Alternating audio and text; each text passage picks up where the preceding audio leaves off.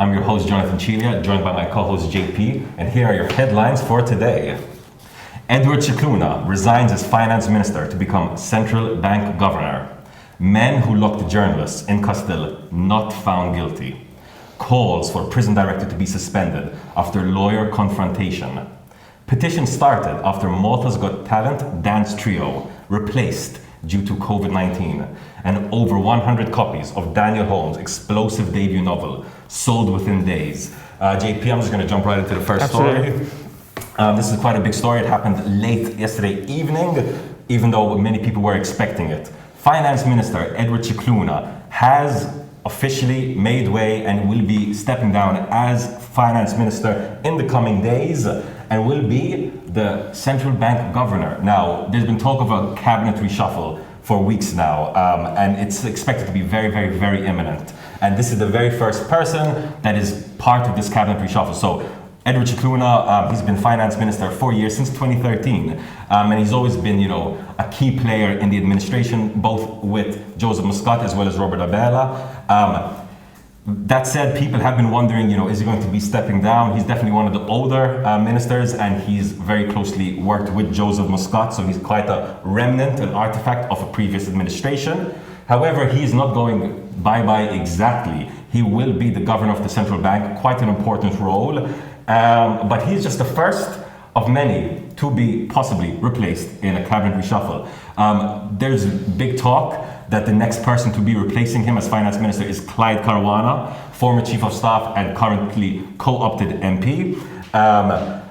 We're expecting a reshuffle very, very shortly. You can read on Lovin Malta our predictions for the reshuffle and who's going to be demoted and who's going to be promoted. Very, very interesting stuff. So we've kind of staked our claim already. But you can expect a reshuffle maybe today, maybe tomorrow, maybe next week, but expect it soon.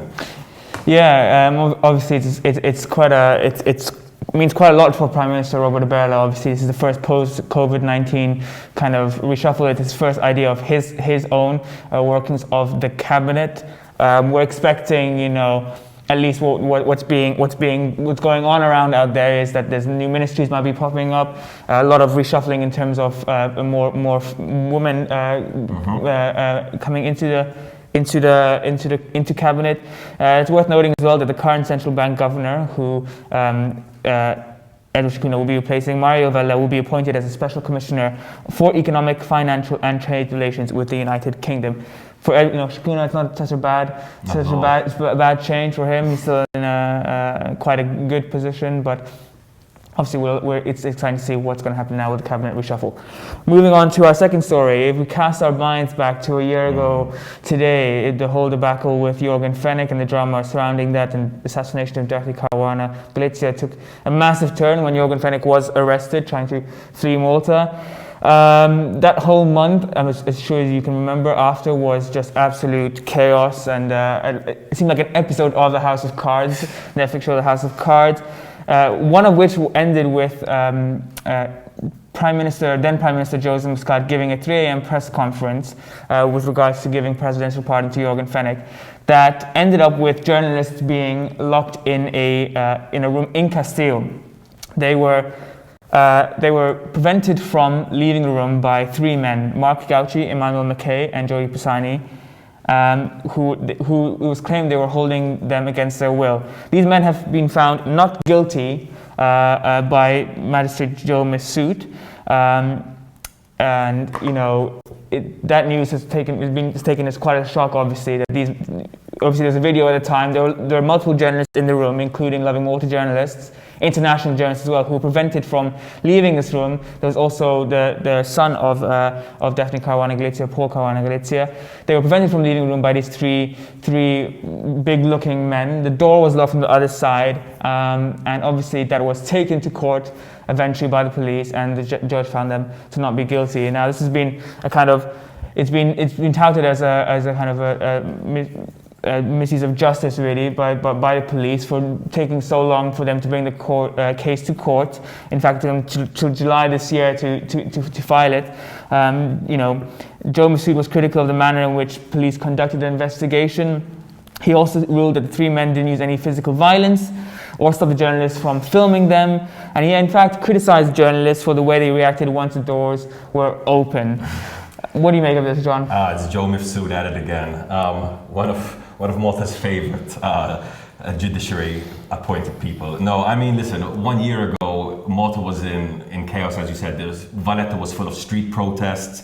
There was like endless scandals coming out about the government. There was a lot of lost faith by the people in our leaders.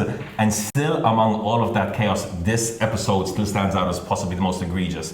I'll never forget, seeing the videos of Maltese journalists locked in Castile, which is supposed to be the seat of our government, with these burly men like stood in front of a door. Paul Caruana Galizia shouting, "Who are you? Who are you? Who are you? Are you locking us in here?" Till this day, no one's taken responsibility for closing the doors. So it just goes to show what shame that these people who were involved in relation to the Labour administration must feel for having locked these journalists in. No one's even said that they were the ones closing the door. So it's a bit of a shame that these men were found not guilty of harassing journalists and doing what they did to them. But I'm not surprised considering kind of our track record on these kind of issues. Talking about these kind of issues, I'm moving on to the next story. This is a bit of an interesting one. An escalation in the relationship, in the confrontations between Jorgen Fennick's lawyers and the prison director, Alex Dully. So it's been about a year since Jorgen Fennick was arrested, and he's been in jail for most of that time in Cordino correctional facilities. And obviously, the last 2 years saw a new prison director take control. Colonel Alex Dully, a bit of a disciplinarian, actually a lot of a disciplinarian, former military man. And recently, there was a bit of a confrontation where Jorgen Fennick's lawyers tried to present some documents to Jorgen Fennick, only to have Dully step in, stop the meeting, and apparently, actually quite clearly shout at them, use strong language at them, and now the Chamber of Advocates have come out and called for his suspension in light of the way he acted towards the lawyers, which they've termed as abusive treatment. So as we said, Dully actually stopped him from presenting documents to his client. He said he has every right to, but the Chamber of Advocates said, listen, this is a very dangerous precedent if lawyers are not even allowed to communicate or present documents to their clients. Now, Jorgen Fennick has been, and his lawyers have been trying, their best to kind of get Jorgen Fennick out early on bail. There have been multiple instances, including a hunger strike by Jorgen Fennick. And this just seems to be an escalation of the ongoing tit for tat between Jorgen Fennick's lawyers and the prison director. Yeah, and in fact, just to add on that, most recently we had the incident with Jorgen Fennick's lawyers trying to bribe a Times of Malta journalist with numerous €500 notes. That just happened last month. So clearly, there's another episode in the saga of Jorgen Fennick and his lawyers trying to weave their way out of this situation. But obviously, seems like they're being shoved in a corner, and any means they can use to get out of this and get the way, obviously they're going to pull at. So yeah, moving on to our fourth story, one regarding the Malta's Got Talent. Actually, after a petition was formed when a dance trio were replaced due to COVID-19. So this dance trio, known as Yada and Heels, had qualified to the semi-finals and were scheduled to perform this Sunday. However, obviously during the ongoing COVID-19 pandemic, one of the members came in contact with someone who, or a relative that was someone, anyways, it was a close contact with someone who tested positive with COVID-19. As a result, he was told he had to be, it was instructed to quarantine for a few days, which would mean that he would miss this Sunday's show, and that obviously the dance performance wouldn't be able to carry on. Malta's Got Talent, obviously under the health protocols they've established and whatnot, had to suspend them, had to replace them with another act known as Izzy. But the news wasn't taken well by a lot of people, including a friend of Yada and Heels, who started a petition to postpone their performance to the second or third semi-final rounds. Now, this obviously raises a question as to why wasn't it just postponed in the first place? But obviously, the logistics behind all of this and the money and everything that's people rely on this and whatnot, it's not as easy as obviously just saying, hey, listen, we're gonna move you from this Sunday to 3 Sundays away, and in return we're gonna move someone from 3 Sundays away, 3 weeks away to performing this Sunday. So it's obviously been a bit of a mess, but obviously you feel bad for Yada and Heels because they put a great performance on in the preliminary rounds, and for them to just, it's the reality of COVID-19, right? I mean, they had made a bit of a splash, Yada and Heels, with their voguing and their very energetic performance, and the person replacing them, Izzy, also did a very, very impeccable performance. So 2 class acts. Look, I kind of get both sides. It must be really, really heartbreaking for the Yard and Heels and the Yard and Heels fans to see, you know, them come so far only to be replaced due to an issue related to the pandemic, which is a little bit out of their control. That said, I can also understand the Malta's Got Talent organizers. You know, this is a logistical nightmare trying to organize a talent show during a pandemic. They're doing shows without audiences, and now they're having to replace acts because of COVID. That said, I do kind of understand the company's point. Why don't they just keep them in quarantine for a week or two and have them in a later show? But again, you know, we don't really know what's happening behind the scenes of Malta's Got Talent. But yeah, a petition is out there. If you feel strongly about Yard and Heels, definitely go ahead and sign the petition. Moving on to the final story for the day, a really, really positive story. So, over 100 copies of Daniel Holmes' debut novel, a memoir from Malta's prison, From a Cage on a Rock in a Puddle, has already been selling like hotcakes. You know, selling better than pastizzi on a Sunday morning. Yesterday, over 100 copies had already been sold. Since then, even more have been sold. And what's really, really interesting is obviously this is a first time we're going to have a real serious look, a detailed look behind the 4 walls of Cordine. Very rarely do we ever get to see what a prisoner sees. Sure, Lovin Malta interviewed the prison director, as we said earlier this year, but that's not what a prisoner is going to see. And Daniel Holmes spent 8.5 years in prison, locked up on cannabis-related charges.